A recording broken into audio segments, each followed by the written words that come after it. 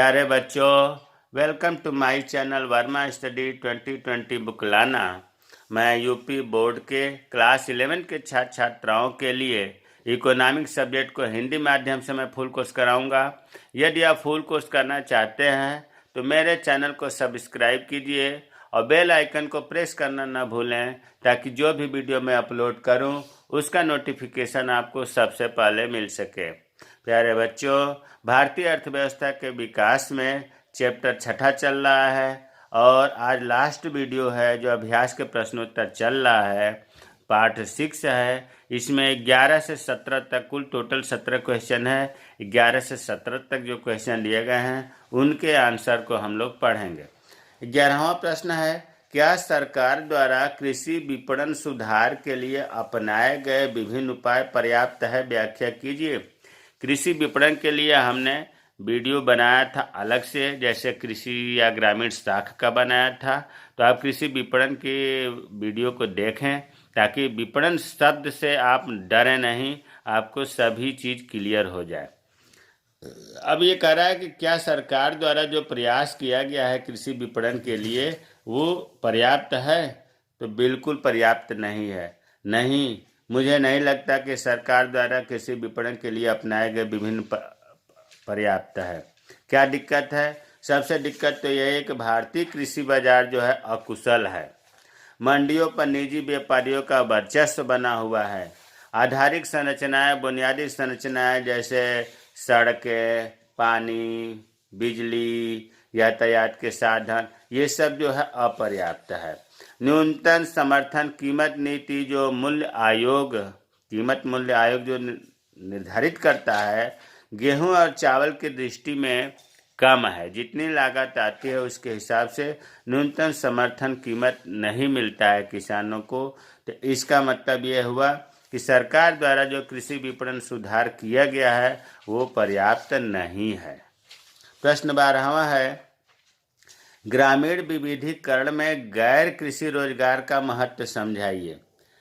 पहले तो विविधीकरण, कृषि विविधीकरण का अर्थ क्या होता है? इसका मतलब ये होता है, दो इसके अर्थ होते हैं, दो पक्ष होते हैं, दो पहलू होते हैं कृषि विविधीकरण का। एक तो ये होता है कि विभिन्न प्रकार की फसलों को बोना, और दूसरा ये होता है कि कृषि के अतिरिक्त अन्य कार्य करना, जिसे हम कहते हैं गैर कृषि। तो यहाँ लिखा गया है कि कृषि क्षेत्र पर जनसंख्या के अत्यधिक बोझ को खत्म करने के लिए जो श्रम, कृषि पर कितने 70% जनसंख्या निर्धारित है और जबकि ज़रूरत इतने की नहीं है, तो इसमें जो श्रम शक्ति है, जो और लोग हैं, उनको अन्य गैर कृषि कार्यों में लगाया जाए तो ज़्यादा स्थिति सुधरेगी। अब प्रश्न उठता है कि अन्य गैर कृषि कार्यों में क्या आता है? कृषि से संबंधित देख लो, जैसे खाद्य प्रसंस्करण गतिविधियाँ, चमड़ा उद्योग, हस्तशिल्प, मिट्टी के बर्तन बनाना, हथकरघा, ये जब कृषि की गतिविधियाँ हैं। पशुपालन करना, मछली पालन करना, उद्यान विज्ञान जिसको बागवानी करते हैं, ये करना, तो इससे रोजगार भी लोगों को मिलेगा और खेती भी उतनी ही होगी जितनी पहले हो रही थी। खेती को बिना प्रभावित किए ही गैर कृषि रोजगार होता है, तो निश्चित रूप से डबल आय हो जाती है, कृषि का अलग और गैर कृषि रोजगार का अलग।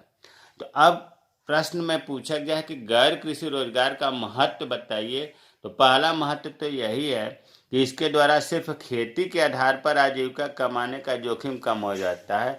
जो पूर्ण रूप से खेती पर निर्भर रहते हैं, रिस्क रहता है कि अगर फसल बर्बाद हो गई तो उनकी आजीविका कैसे चलेगी, रोजी रोटी कैसे चलेगी। और अगर गैर कृषि कार्य वो कर रहा है तो ये जोखिम कम हो जाता है। भाई, खेती अगर किसी कारण से बर्बाद हो गई, फसलों का उत्पादन नहीं हुआ, तो कम से कम गैर कृषि कार्य जो कर रहा है, जैसे पशुपालन, मछली पालन, बागवानी का, उससे तो आय मिलती रहेगी ना, जीवन तो निर्वाह कर ही लेगा।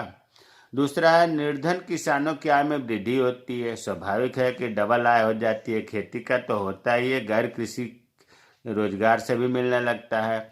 यह ग्रामीण क्षेत्रों में निर्धनता उन्मूलन का अच्छा स्रोत है। गांव में गरीबी ज़्यादा रहती है, गरीबी दूर करने के लिए यह चीज़ गैर कृषि रोजगार अच्छा है। गैर कृषि क्षेत्र में वर्ष भर आय कमाने का रोजगार मिल जाता है। कृषि में क्या है, खेती करेंगे तो आपको 6 महीने पर 5 महीने पर जब बिक्री करेंगे तब आय मिलेगा। जबकि गैर कृषि क्षेत्र से पूरे हर समय आप जब मान लो पशुपालन किए हो तो दूध बेचते रहोगे तो डेली आय होती रहेगी। अगला, यह कृषि क्षेत्र में श्रम शक्ति का भार कम करने में सहायक। जो हमारे देश पर ये छाप पड़ा है कि 70% तो कृषि पर निर्भर है, जनता 70% निर्भर है, तो कम से कम ये श्रम शक्ति का भार तो कम हो जाएगा। अन्य रोजगार लोग करने लगेंगे तो ये तो नहीं कहेगा कि सबसे ज़्यादा कृषि पर ही लोग करते हैं। तो हमें उम्मीद है कि गैर कृषि रोजगार का महत्व समझ में आ गया होगा। प्रश्न 13वां है, विविधीकरण के स्रोत के रूप में पशुपालन, मत्स्य पालन, बागवानी के महत्व पर टिप्पणी करें। विविधीकरण के अभी मैंने बताया था कि 2 पक्ष होते हैं। पहला, विभिन्न प्रकार की फसलों को बोना, और दूसरा, कृषि के अतिरिक्त गैर कृषि कार्य करना। तो गैर कृषि कार्य में पशुपालन भी बताया गया था, मत्स्य पालन भी बताया गया था, और बागवानी जिसको उद्यान विज्ञान कहते हैं, तीनों बताया गया था। तो इसका महत्व पूछ रहा है। पशुपालन का महत्व क्या है? पशुपालन करने से परिवार की आय में स्थिरता आती है। उतार चढ़ाव ज़्यादा खेती में होता है आय में, लेकिन पशुपालन से स्थिरता। अगर आप रोज़ 5 लीटर दूध दे रहे हैं तो फिक्स है कि महीने में इतना हमें पैसा आएगा, तो आय में स्थिरता आती है। दूसरा है खाद्य सुरक्षा। खाद्य की सुरक्षा होती है, भूखमरी नहीं रहेगी। परिवहन, पशुओं से हमें परिवहन की भी साधन मिलते हैं। ईंधन, उनके गोबर से ईंधन भी मिलता है, गोबर गैस संयंत्र भी चलाया जाता है। पोषण, खाने पीने के साथ साथ स्वास्थ्य पर भी उनसे लाभ मिलता है, पूरे परिवार के लिए प्राप्त होता है, एक आदमी के लिए नहीं, पूरे परिवार को लाभ होता है इन चीज़ों से। और ये जो गरीब किसान हैं, भूमिहीन किसान हैं, लघु किसान हैं, सीमांत किसान हैं, उनको रोजगार मिल जाता है, आजीविका के साधन मिल जाता है। इस क्षेत्र से महिलाएं भी बहुत बड़ी संख्या में रोजगार पा रही हैं। पशुपालन में महिलाएं को रोजगार मिल जाता है, क्योंकि महिलाओं को दूर जाना, बाहर जाना दिक्कत होती है, तो घर में पास में पशुपालन करने से उनको रोजगार भी मिल जाता है, दूर भी नहीं जाना पड़ता है। अब मछली पालन का महत्व। मछली पालन का महत्व जो है, आजकल देश के जो समस्त मछली उत्पादन हो रहा है उसका 49%, 49% अंतर्वर्ती देशों में, मतलब देश के अंदर, और 5% महासागरीय क्षेत्रों से प्राप्त हो रहा है। महासागर से 5% नहीं, सॉरी, 51%, महासागरीय क्षेत्रों से 51%, और अंतर्वर्ती देशों से 49% मछली का उत्पादन हो रहा है। मत्स्य उत्पादन से लाभ क्या है? देखिए, मछली उत्पादन जो जीडीपी है, सकल घरेलू उत्पाद है, उसका 1.4% तो मछली उत्पादन का ही हिस्सा है। 100 हिस्से में 1.4% जो है मछली उत्पादन का योगदान है जीडीपी में, सकल घरेलू उत्पाद में। समुद्र है, झील है, नदियां हैं, तालाब हैं, इनके आसपास जो रहने वाले लोग हैं उनको आय का अच्छा स्रोत है, रोजगार भी मिलता है और अच्छा आय भी कमाते हैं। महिलाएं मछलियां पकड़ने के काम में तो नहीं लगी हैं, लेकिन 60% निर्यात और 40% आंतरिक मत्स्य व्यापार इन्हीं के द्वारा होता है। मछलियों को पकड़ने का काम तो महिलाएं नहीं करती हैं, लेकिन 60% निर्यात जो विदेशों में होता है और 40% जो आंतरिक व्यापार होता है, इनमें महिलाएं इतना करती हैं, 60% और 40%। तो मछली उत्पादन का भी महत्व है। बागवानी, जिसको उद्यान विज्ञान कहते हैं, इसका महत्व 1991 से 2003 के बीच की जो अवधि है, इसको स्वर्णिम क्रांति कहा गया। क्यों कहा गया स्वर्णिम क्रांति? क्योंकि इस समय जो है बागवानी में, जिसमें फल के, सब्जियों के, चाय के, मसाले के उत्पादन किया गया, और इसमें जो है लोगों को बहुत अस्थायी रूप से रोजगार मिला, तो इसीलिए इस टाइम को 1991 से 2003 के बीच की अवधि को स्वर्णिम क्रांति कहा जाता है। तो अब प्रश्न उठता है कि क्यों कहा जाता है? तो देखो, 2-4 पॉइंट लिखा है। बागवानी उद्यान विज्ञान का महत्व क्या है? भारत जो है आम, केला, नारियल, काजू जैसे फलों और अनेक मसालों के उत्पादन में विश्व का अग्रणी देश माना जाता है। विश्व में जो है आम के मामले में, केला, नारियल, काजू और मसाला के मामले में भारत का स्थान है।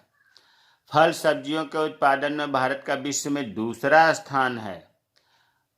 फूल की खेती मतलब पुष्पारोपण, पौधशाला की देखभाल, संकर बीजों हाइब्रिड बीजों का उत्पादन, फल फूलों का संवर्धन, खाद्य प्रसंस्करण, ग्रामीण महिलाओं के लिए अधिक आय वाले रोजगार बन गए हैं। जितना अभी बताया गया, घर में ये या पास में महिलाएं जो गांव की हैं ये अच्छे से कर लेती हैं, इनको रोजगार मिल जाता है।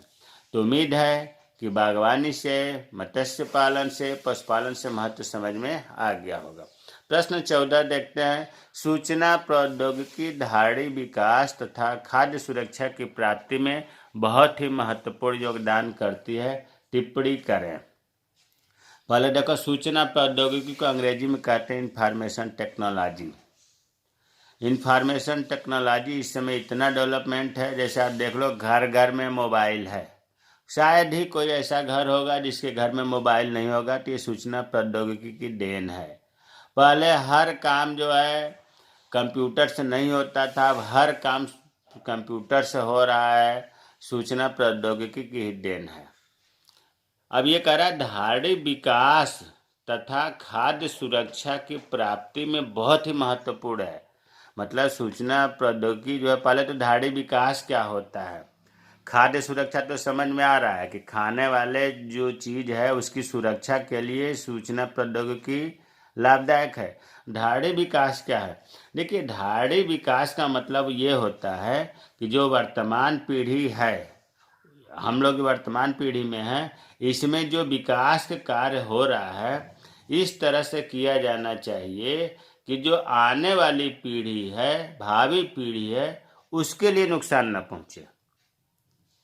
हम अपना विकास करें, संसाधनों का खूब उपयोग करके करें। संसाधन कोई मना नहीं कर रहा है, लेकिन प्रतिबंधित इतना तो जरूर कर रहा है कि भविष्य के लिए, भविष्य के पीढ़ी के लिए खतरा ना हो। जैसे मान लो जल है, जल का हम अपने पीने के लिए उपयोग करें, प्रतिबंध नहीं कर रहा, लेकिन इस बात का हम ध्यान रखें कि अगर हम जल ज़्यादा दुरुपयोग करने लगेंगे तो आने वाली पीढ़ी के लिए खतरा हो जाएगा। तो धाड़ी विकास का अर्थ ये हुआ कि अपना उपयोग इस तरह से करें कि भविष्य पीढ़ी के लिए भी बचा रहे। तो अब उम्मीद है कि धाड़ी विकास समझ में आ गया होगा। तो जो सूचना प्रौद्योगिकी है, धाड़ी विकास के ध्यान में रखते हुए खाद्य सुरक्षा की प्राप्ति में कैसे योगदान देता है। तो सूचना प्रौद्योगिकी ने धाड़ी विकास एवं खाद्य सुरक्षा की प्राप्ति में निम्नलिखित योगदान देता है। पहला है, सूचनाओं और उपयुक्त सॉफ्टवेयर का प्रयोग कर सरकार सहज ही खाद्य सुरक्षा की आशंका वाले क्षेत्रों का समय रहते पूर्वानुमान लगा सकती है। सभी डाटा गांवों का उपलब्ध है सॉफ्टवेयर बना करके सूचनाओं का, तो सरकार को पहले ही पता चल जाता है सूचना प्रौद्योगिकी के माध्यम से कि इस क्षेत्र में, इस गांव में आने वाले समय में खाद्य पदार्थों की कमी होगी। तो वो पहले पता चल जाता है, तो उसके हिसाब से वो व्यवस्था कर देती है। कितना बड़ा फायदा है कि खाद्य असुरक्षा की आशंका का पहले ही पूर्वानुमान लगा लेती है सरकार सूचना प्रौद्योगिकी के माध्यम से। दूसरा लाभ यह है कि कृषि क्षेत्र में तमाम तरह की तकनीकें नई नई आ रही हैं और हर आदमी हर तकनीक के बारे में पढ़ नहीं पाता है। तो ऐसी स्थिति में जो नई नई तकनीकें आ रही हैं, सूचना प्रौद्योगिकी के माध्यम से, कंप्यूटर के माध्यम से, गूगल के माध्यम से, मोबाइल के माध्यम से उसके बारे में जान जाता है। कीमत किस फसल का कितना चल रहा है, ये भी सूचना प्रौद्योगिकी के माध्यम से पता चल जाता है। मौसम की जानकारी हो जाती है। विभिन्न फसलों के लिए कौन सी फसल के लिए कौन सी मृदा उपयुक्त है, इसकी जानकारी हो जाती है। अर्थात टीवी के द्वारा, रेडियो के द्वारा, अखबार के द्वारा, मोबाइल के द्वारा, व्हाट्सएप ग्रुप के द्वारा इन तमाम कृषि क्षेत्रों में प्रसारण करके बता दिया जाता है। तो कितना बड़ा फायदा है सूचना प्रौद्योगिकी का। ग्रामीण क्षेत्रों में बड़े स्तर पर रोजगार के अवसर भी उत्पन्न होते हैं। सूचना प्रौद्योगिकी के माध्यम से गांव में रोजगार, देखो तमाम तरह का मिनी बैंक खुल रहे हैं गांव में। मिनी बैंक सूचना प्रौद्योगिकी की ही तो देन है कि गांव में लोगों को रोजगार भी मिल रहा है और ग्रामीण क्षेत्रों का विकास भी हो रहा है। चौथा, यह लोगों के लिए ज्ञान एवं क्षमता का सृजन करती है। आपको कोई चीज़ नहीं समझ में आ रहा है तो तुरंत आप सूचना प्रौद्योगिकी के माध्यम से, गूगल के माध्यम से उस चीज़ के बारे में आप जानकारी कर सकते हैं। सूचना प्रौद्योगिकी की ही तो देन है। आज हम लोग इंटर का या 11 का इकोनॉमिक्स और भूगोल पढ़ रहे हैं। सूचना प्रौद्योगिकी नहीं होती तो ऑनलाइन पढ़ाई कैसे होती। तो सूचना प्रौद्योगिकी का महत्व आपको समझ में आ गया होगा। प्रश्न 15 है, जैविक कृषि क्या है? यह धाड़ी विकास के किस प्रकार बढ़ावा देती है? देखिए फिर आ गया धाड़ी विकास। धाड़ी विकास का अर्थ अभी हमने बताया था कि यह वह विकास है जो वर्तमान पीढ़ी के विकास के लिए भावी पीढ़ी की गुणवत्ता को प्रभावित नहीं करता। मतलब हम संसाधनों के उपयोग तो करें लेकिन भावी पीढ़ी के लिए बचा रहे, इस बात का ध्यान रखना है। तो सबसे पहले जैविक कृषि क्या है? जैविक कृषि प्राकृतिक रूप से खाद्यान्न उगाने की प्रक्रिया है। प्राकृतिक रूप से मतलब इसमें 3 बात का ध्यान रखो कि जब हम कोई फसल या खेती करते हैं तो उसमें हम रासायनिक उर्वरकों का प्रयोग करते हैं, कीटनाशक दवाओं का प्रयोग करते हैं। तो इसमें जो है उर्वरक हुआ, दवाओं का प्रयोग हुआ, इनसे जो है भूक्षरण मतलब भूमि की उर्वरता तो खराब हो ही रही है, साथ ही साथ वो अनाज के माध्यम से, सब्जियों के माध्यम से हमारे अंदर, जानवरों के अंदर वो चीज़ पहुंचता है तो नुकसान पहुंचाता है। तो जैविक कृषि इन चीज़ों को मना करता है। जैविक कृषि जो है प्राकृतिक रूप से खेती करने की प्रक्रिया है।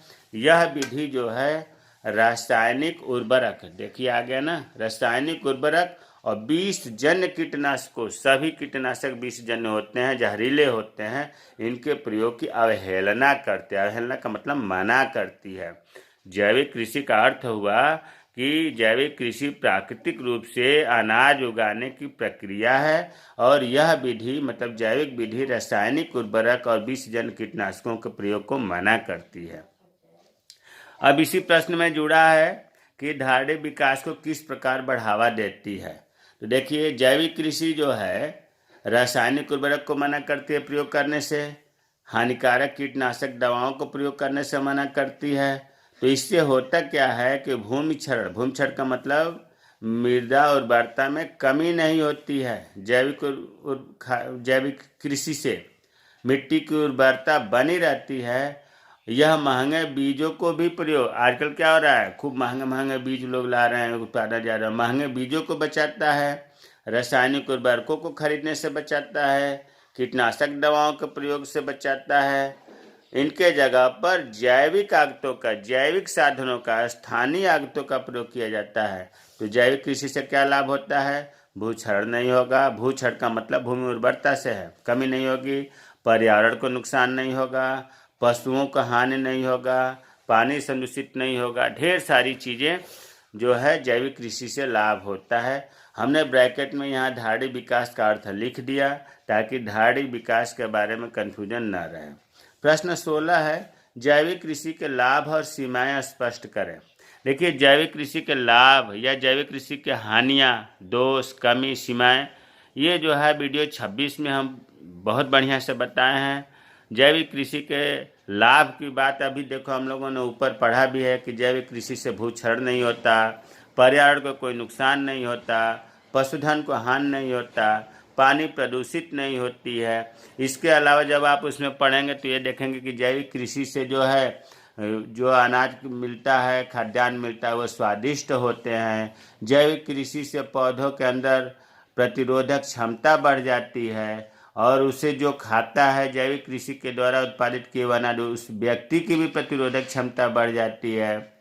जैविक कृषि जो है इसमें आसानी से निर्धन जो परिवार है वो भी इसके माध्यम से खेती कर सकता है। तो ये जो है जैविक कृषि के लाभ और सीमाएं आप भी वीडियो 26 में पढ़ लेंगे, बताया गया। प्रश्न 17, जैविक कृषि का प्रयोग करने वाले किसानों को प्रारंभिक वर्षों में किन समस्याओं का सामना करना पड़ता है। अगर मान लो कोई किसान है जैविक कृषि से खेती करना चाहता है तो स्टार्टिंग में उसे किन किन समस्याओं का, किन किन दिक्कतों का सामना करना पड़ता है। तो पहली समस्या तो यह है कि जब जैविक कृषि से जो उत्पादकता होती है वो परंपरागत मतलब रासायनिक कृषि की तुलना में कम रहती है। भाई अगर उर्वरकों का प्रयोग करके हम फसल उत्पादन कर रहे हैं और अचानक हम जैविक कृषि से करेंगे तो उत्पादन कम होगा स्टार्टिंग में। और अगर गरीब किसान है या छोटे किसान है, लघु किसान है, सीमांत किसान है, अगर ये बड़े पैमाने पर खेती कर लिया तो उसे तो बहुत कम उत्पादन होगा। ज़्यादा खेत है तो उत्पादन ज़्यादा कम होगा, घाटा होगा। दूसरा समस्या ये आती है कि जैविक उत्पाद जो है रासायनिक उत्पादों की अपेक्षा जल्दी खराब हो जाते हैं। गैर मौसमी फसलों का, जैसे मान लीजिए कि सीजन नहीं है फूल गोभी का उत्पादन करने का, लेकिन दवाओं के माध्यम से हम बिना मौसम के भी सब्जियां उगा लेते हैं, जबकि जैविक कृषि से जो है उत्पादन नहीं हो पाता है या बहुत कम होता है। गैर मौसमी फसलों का जैविक कृषि में उत्पादन बहुत सीमित होता है। यह प्रारंभिक वर्षों में उपभोक्ताओं में भी कम प्रचलित होता है। अब मान लो जैविक कृषि के द्वारा उत्पादन करके मंडी में ले गए या बाजार में ले गए तो उपभोक्ता को पता नहीं होता है। वो तो सीधी सी बात है, वो जितना रासायनिक कृषि के द्वारा उत्पादन देने को तैयार है दाम, उस इतना ही जैविक कृषि के भी उत्पादक के दाम देगा।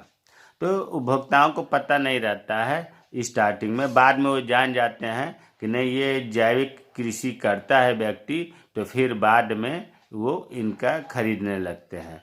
तो आज ये पाठ पूरा हो गया ग्रामीण विकास। इसमें जो है हम लोगों ने पूरा पाठ बढ़िया से पढ़ लिया। कुल 6 वीडियो बने और हमें उम्मीद है कि ग्रामीण विकास बहुत अच्छे से समझ में आ गया होगा।